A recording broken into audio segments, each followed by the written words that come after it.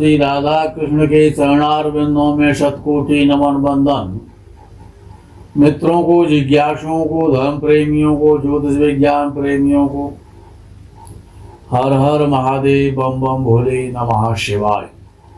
मित्रों, बुरा नहीं मानना है किसी को भी। ज्योतिष का विषय है, हर चीज को समझना है और गलत से बचने का प्रयास करना है। भाई, लोगों के साथ ठगी हो जाती है, लोगों के साथ विश्वासघात हो जाता है, लोगों के साथ बेईमानी हो जाती है। ऐसे जो लोग होते हैं जो इस प्रकार के काम करते हैं, उनको धूर्त कहा जाता है। धूर्त, मक्कार, चीटर, धोखेबाज। पार्टनरशिप कर लेंगे, लड़ेंगे, झगड़ेंगे बाद में और बेईमानी कर लेंगे, पैसा ले लेंगे, देंगे नहीं। तो ऐसे जो मक्कार क्वालिटी के जो लोग हैं, और ये योग किसी भी कुंडली में हो सकता है। अगर ये योग है तो ऐसे व्यक्ति के साथ दोस्ती भी ना करे और दुश्मनी भी ना करे।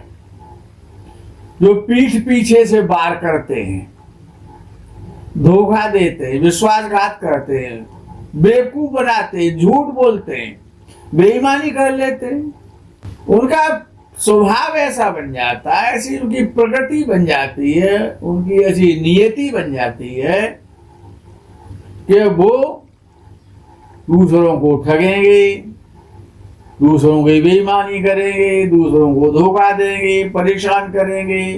तो इस प्रकार के लोग कोई भी हो सकता है, उनको बुरा नहीं मानना चाहिए। ज्योतिष का विषय है, अपनी कमियों को दूर करने का तो प्रयास करना चाहिए और ऐसे लोगों से दूर भी रहना चाहिए।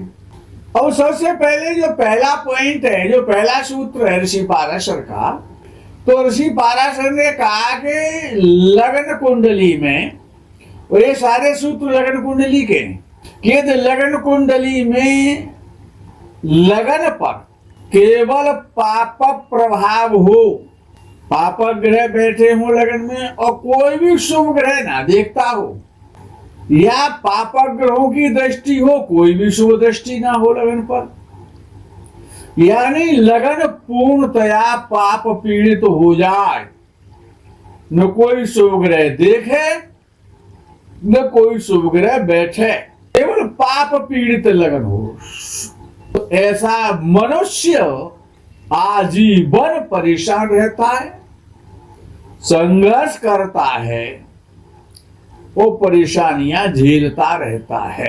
कितना ही परिश्रम कर ले, कितनी बुद्धि लगा ले, जीवन भर कष्ट में व्यतीत होता है, परेशान रहता है, संघर्ष बहुत ज्यादा करना पड़ता है। किसी भी व्यापार करने के लिए, किसी पद को प्राप्त करने के लिए, किसी ज्ञान को प्राप्त करने के लिए ऐसे व्यक्ति को बहुत ज्यादा जीवन में संघर्ष करना पड़ता। वो अगर बड़ा आदमी भी बन जाए, कितना ही ज्ञानी और विद्वान हो जाए, लेकिन वो संघर्ष करता रहेगा, संघर्ष जिएगा। जीवन में अनेक बार कठिन परिस्थितियों का भी सामना करना पड़ जाता है। यह पहला सूत्र है।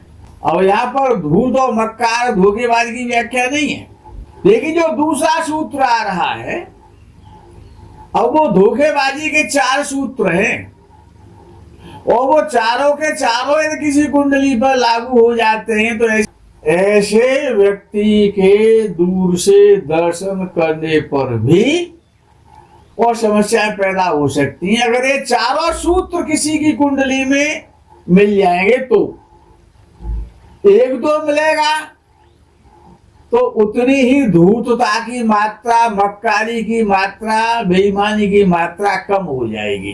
पहला सूत्र है कि लगन कुंडली के लगनेश पर केवल पाप संबंध हो, पाप दृष्टि हो, पाप ग्रह के साथ हो, पाप युति में हो, कहीं से भी किसी भी प्रकार से सुसंबंध नहीं हो, तो मनुष्य धूर्त किस्म का होता है। उसकी क्वालिटी धूर्त होती है, मक्कार होता है, ठग होता है। जो दिखाई देता है वो होता नहीं है, वो बड़ा लंबा बहरूपिया होता है।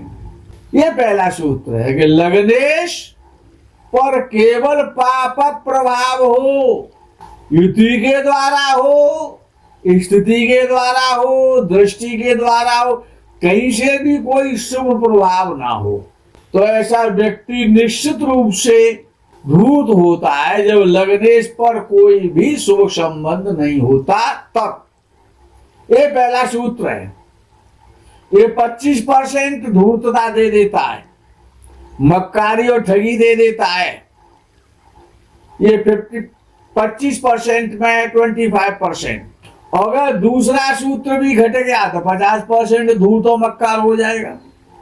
दूसरा सूत्र क्या है कि सूर्य से या चंद्रमा से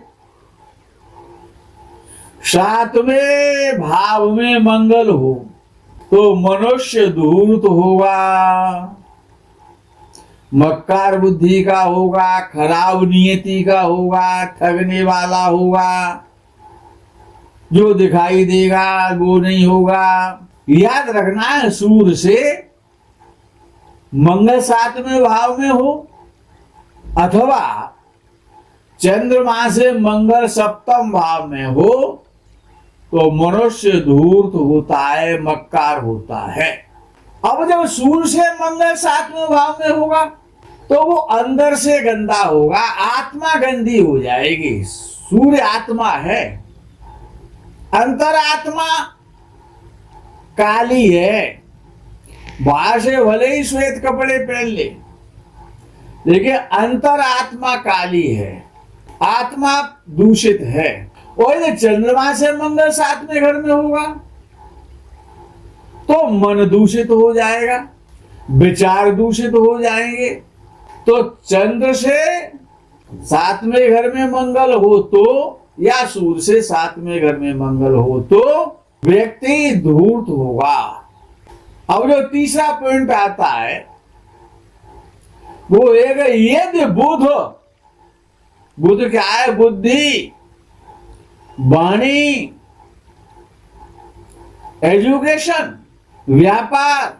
यदि बुध जन्म कुंडली में पृष्ठोदय राशि में हो, पृष्ठोदय, तो मनुष्य धोखेबाज होगा, पीठ पीछे से वार करने वाला होगा, दगा करने वाला, धोखेबाजी करने वाला, पीछे बुराई करेगा, पीछे से जड़ काटेगा, जिसमें खाएगा, जिस थाली में खाएगा उसी में सुराख करेगा, जिस वृक्ष के नीचे बैठेगा उसी की जड़ें खोदना शुरू कर देगा। अब ये पृष्ठोदय राशियां कौन कौन सी हैं उनको याद कर लो तो बुध पता पड़ जाएगा कि बुध कैसा है, कि जो बातें जो कर रहा है ये वास्तविकता में सही बोल रहा है या इसमें पेच है, दगाबाजी कर रहा है, बक्कारी कर रहा है। वो राशियां कौन कौन सी हैं? मेष राशि, वृषभ राशि, कर्क राशि, धनु राशि और मकर राशि। ये 5 राशियां पृष्ठोदय राशियां हैं 12 राशियों में से। ये दिन में बुध बैठा हुआ है तो ऐसा व्यक्ति पीठ पीछे से धोखा करता है, वार करता है, गलत सोचता है। और एक तीसरी राशि और है जिसको उभयोदय राशि बोलते हैं, जो है मीन राशि है। अगर मीन राशि में बुध है और 15 डिग्री के भीतर है, मीन राशि में बुध 10 डिग्री का है, 12 डिग्री का है, क्योंकि वो पृष्ठोदय राशि, वो शीर्षोदय राशि का क्या मतलब है?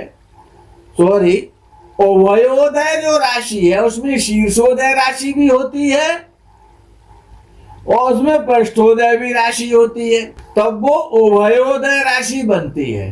तो ये तो मीन राशि में जिसमें के पृष्ठोदय शीर्षोदय राशि, तो पहले जो आती है वो शीर्षोदय राशि आती है 15 डिग्री तक। ये तो 15 डिग्री के भीतर बुध है तो मक्कारी नहीं करेगा। ये तो 16 डिग्री से शुरू होता है, 18, 20, 21 डिग्री का है, आगे का है 30 डिग्री तक। तो वो पृष्ठोदय राशि में चला जाएगा, तो वो मक्कारी करेगा, धोखाबाजी कर देगा। ऐसा व्यक्ति ठग होता है, मक्कार होता है, विश्वासघाती होता है, धूर्त किस्म का होता है। ये तीसरा पॉइंट है। ये 25% मान के चलें आप। और चौथा पॉइंट आता है, वो भी 25% का है कि यदि लग्नेश के साथ शुभ, कभी कभी ऐसा होता है लग्नेश के साथ शनि भी बैठा, बृहस्पति भी बैठा है। अब एक तो शुभ ग्रह हो गया प्राकृतिक रूप से, और एक अशुभ ग्रह हो गया, पापी हो गया। तब निर्णय कैसे करेंगे आप? तो वो अंशों के आधार पर करेंगे। कैसे? यदि आपके लग्न के स्वामी लग्नेश के साथ शुभ और अशुभ दोनों ग्रहों की युति है, तो सबसे पहले आपको ये देखना है कि जो हमारा लग्नेश है उसके डिग्री के आधार पर, अंशों के आधार पर उसके सबसे पास में कौन सा ग्रह है। भाई यदि लग्नेश आपका 10 डिग्री पर है और शनि और बृहस्पति उसके साथ बैठे, और शनि आपका 25 डिग्री पर है और बृहस्पति आपका 15 डिग्री पर है और लग्नेश 10 डिग्री पर है, तो बृहस्पति पास हुआ ना भाई। 10 के बाद 15, उसके बाद आगे की डिग्री का नंबर आएगा, तो वहां पर लग्नेश को अच्छा माना जाएगा। लग्नेश में बृहस्पति के गुण आ जाएंगे, शनि के नहीं आएंगे, बहुत कम आएंगे शनि के नाम मात्र के लिए। तो लग्नेश अच्छा माना जाएगा। अगर लग्नेश शुभ और अशुभ दोनों ग्रहों से युक्त होकर के, संयुक्त होकर के किसी भाव में बैठा है, तो ये सूत्र अंशों के आधार पर है। अंशात्मक दूरी चेक कर लो, डरो मत। केवल देखना ये है कि हमारा जो लग्नेश है इसमें किसके गुण ज्यादा हैं। यदि अशुभ ग्रह वो उसके पास में हुआ, पाप ग्रह उसके पास हो गया अंशों के आधार पर। भाई लग्नेश 10 डिग्री पर है और शनि 12 डिग्री पर है और बृहस्पति 15 डिग्री पर है, तो अब लग्नेश दूषित हो गया, पीड़ित हो गया। शनि उसके ज्यादा पास है, शनि के गुण आगे, शनि से पीड़ित हो गया, वो पाप पीड़ित हो गया, अब वो शुभ नहीं रहा, अशुभ हो गया। तो ये जो सूत्र है ये 25% मान लें। यदि चारों सूत्र किसी कुंडली में मिल जाते हैं तो ऐसे व्यक्ति से दूर से प्रणाम करो, उससे व्यवहार मत करो। वो चीटिंग करेगा, वो मक्कारी करेगा, वो फ्रॉड है, वो फरेबी है। तो धूत योग है। ये धूत योग कैसे देखे जाते हैं वो मैंने आपको समझाया है, तो आप ये दिन को सीख लेंगे तो कम से कम ठगी से, धोखेबाजी से, विश्वासघात से, टेंशन से तो मुक्त हो जाएंगे, बच जाएंगे। मित्रों, आज के प्रकरण में यही विराम। आगे के प्रकरण का आप इंतजार करें। तब तक के लिए हर हर महादेव, बम बम भोले नमः शिवाय। जय गो माता दी।